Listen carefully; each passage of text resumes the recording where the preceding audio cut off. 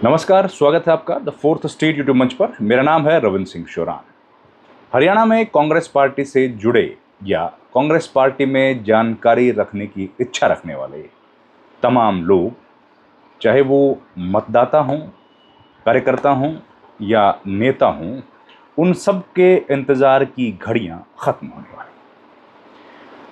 होने वाला है उनका वो 11 बरस का इंतज़ार।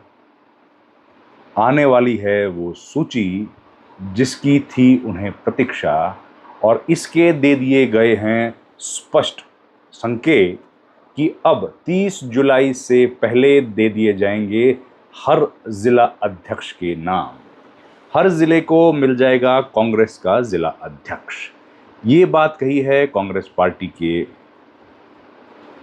हरियाणा प्रदेश प्रभारी बीके हरिप्रसाद ने कहा कि उनकी तरफ से, केसी वेणुगोपाल की तरफ से संगठन से जुड़ा जो भी काम था, संगठन सृजन का जो भी काम था, मतलब संगठन बनाने के लिए जो प्रक्रिया थी वो मुकम्मल कर ली गई है, वो पूरी कर ली गई है। इंटरव्यूज हो गए हैं, लोगों के नाम तय कर लिए गए हैं, सूची बना ली गई है और अब भेज दी गई है हाई कमान के पास। क्योंकि कांग्रेस पार्टी में ये परंपरा है कि चाहे कोई भी पदाधिकारी हो, उसकी सूची आती है कांग्रेस के राष्ट्रीय अध्यक्ष के दस्तखत से भी सबसे ही। वही बीजेपी में भी है, कांग्रेस बीजेपी में भी जो सूचियां हैं वो इसी तरीके से बनाई जाती हैं और फिर केंद्र जो है वो रिलीज करता है।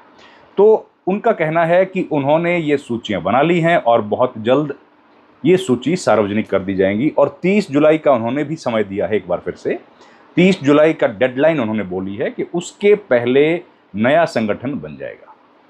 खैर, अब सवाल तो संगठन का नहीं है, लेकिन ज़्यादा सवाल क्या है कि प्रदेश अध्यक्ष कौन बनेगा और नेता प्रतिपक्ष भी कौन होगा।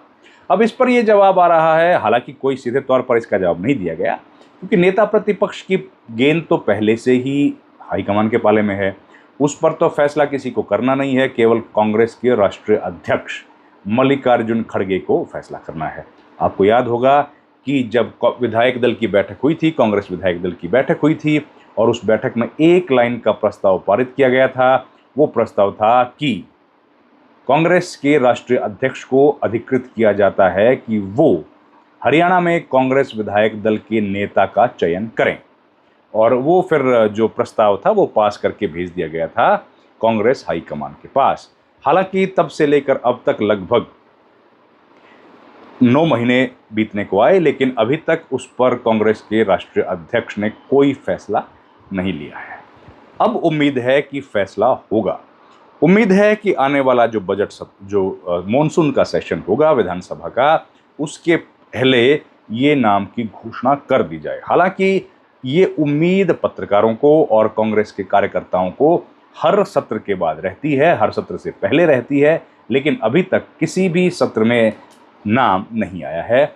तो वही उम्मीद इस बार भी है कि शायद इस बार नाम की घोषणा मॉनसून सत्र से पहले कर दी जाए। अब बात अध्यक्ष की, अब बात प्रदेश अध्यक्ष कांग्रेस पार्टी का कौन बनेगा। तो कांग्रेस पार्टी के जो प्रदेश अध्यक्ष हैं उसके बारे में भी बीके हरिप्रसाद ने अभी तक कुछ नहीं बोला है। लेकिन अगर हम लोग सबसे नज़दीकी एग्जाम्पल लेंगे, सबसे नज़दीकी उदाहरण लेंगे जो हाल ही में हुआ है और ठीक इसी गति के साथ हुआ है जैसे हरियाणा में हुआ, तो वो है गुजरात में ठीक इसी तरीके से संगठन सृजन का अभियान चला, इंटरव्यूज़ किए गए, पैनल से नाम मांगे गए और उसके बाद सूची आई और सभी जिला अध्यक्षों को नियुक्ति मिल गई।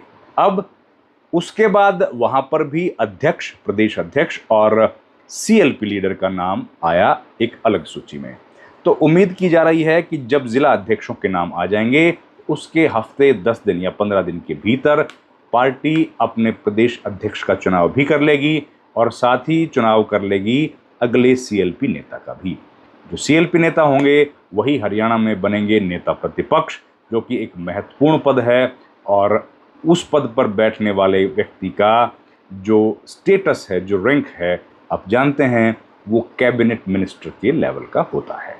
तो ये अभी तक की खबरें थी। लेकिन देखिए इंतज़ार बहुत लंबा हो गया है और सबसे अहम जो सवाल हैं कि ज़मीन पर जिस तरह से कांग्रेस पार्टी पिछले 10-11 साल से लगातार कमज़ोर हुई है, बल्कि 12-13 साल हो गए होंगे, 14 भी हो गए होंगे, लगातार कांग्रेस पार्टी कमज़ोर होती जा रही है। और कांग्रेस पार्टी जब जब चुनाव हार गई, जब लग रहा था कि कांग्रेस पार्टी चुनाव जीत सकती है और बहुत आसान चुनाव कांग्रेस के लिए था, तब कांग्रेस पार्टी जो चुनाव हारी, तो उसके बाद हारने के कारणों में सबसे बड़ा कारण जो निकल करके आया वो था कि पार्टी का संगठन नहीं था, और संगठन नहीं होने की वजह से पार्टी के कार्यकर्ता ज़मीन पर काम नहीं कर रहे थे, और ये सबसे बड़ी वजह रही कि पार्टी चुनाव हार गई।